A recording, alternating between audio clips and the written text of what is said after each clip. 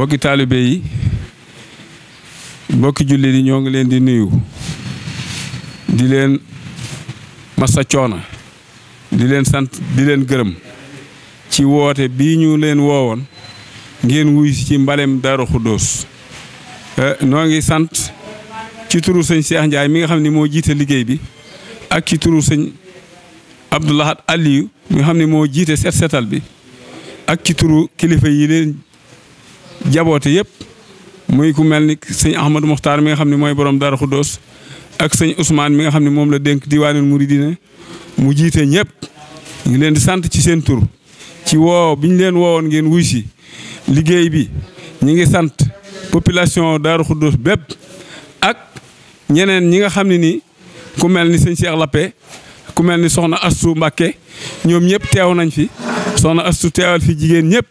teewal fi mbootaay yëpp sëñ Cheikh teew fi ci turu xalifa général de Mouride wax ni bu ñuy wax ñu waxal ko loolu moo fi teewal fi sëñ Muntaxa yàgg na fi ñu ngi leen di sant ci turam li leen sant ci turu soxna Astou Mbacké moom sëñ Abdou borom dër bi li leen sant itam ci turu kilifa yii nekk ci Daaru Xuddoos gépp niñ ko wootee woon defee nañ ko ni transporteurs yi joxe na seen oto ñeneen ñi nga xam ne nii ay kilifa la nit joxe nañu gasoil commune bi la mu war a def lépp def na ko dara manqué wut joxe na gasoil joxe nay oto joxe na lépp ñu ngi koy sant bu baax ñu ngi sant Abdou Lahad Ka ak équipe bi nga xam ne ni moom la àndalan ndax Morlo ak Alla Ñang ay conseil lañ waaye taxaw nañ seen taxawaay bi ñu war a taxaw rafet na lool ñi ngi sant itam nag délégué de quartier yi nga xam ne ni ñoo nekk fii ci Daaru Xuddoos ak seen représentant marabout yi nga xam ne ni dañoo comme délégué de quartier lañ peuple bi ñu ngi leen di sant bu baax a baax a baax ndax gis nañ ni liggéey bi ni ko sëñ bi bëggee woon defe nañ ko ni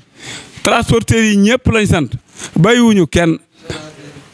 Moustapha Diop sénateur ñu ngi koy sant bu baax gis nañ lim def xam nañ ko ci ñun la bokk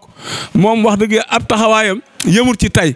kon nag ñu ngi koy sant bu baax a baax a baax di ko gërëm ñu ngi sant it Cheikh Bara Gueye ci turu sëñ Gueye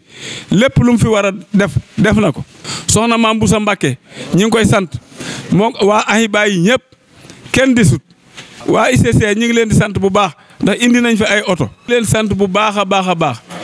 ñu ngi sant itam ku mel ni Sagar Gueye ndax ku ne xam na ni wax dëgg yàlla moo ñuy jàppale at mu jot waaw ñu ngi sant itam population bépp daal bàyyiwuñu kenn bàyyiwuñ benn membre délégué de quartier yeeg conseil yi fi nekk ak ñoom ñëpp ñu ngi leen di sant wax dëgg yàlla taxaw nañ ci mbalit mi taxaw nañ ci dëkk bi te loolu nuñ koy wax ci turu sëñ Cheikh Ndiaye ak ci turu délégué de quartier yëpp yi nekk Daaru Xuddoos Cheikh Samb ñu ngi koy sant bu baax di ko gërëm ndax gis na mobilisation ndax indi na fi juróom-benni oto ca yaakaar naa ni biñ ko waxee ak bi yëf yi ñëwee ëppul ñetti fan kooku ñu ngi koy sant bu baax xam nañ ni ci Daaru Xuddoos la waaye feeñal na ko tey. association xale yi ñu ngi leen di sant mbootaay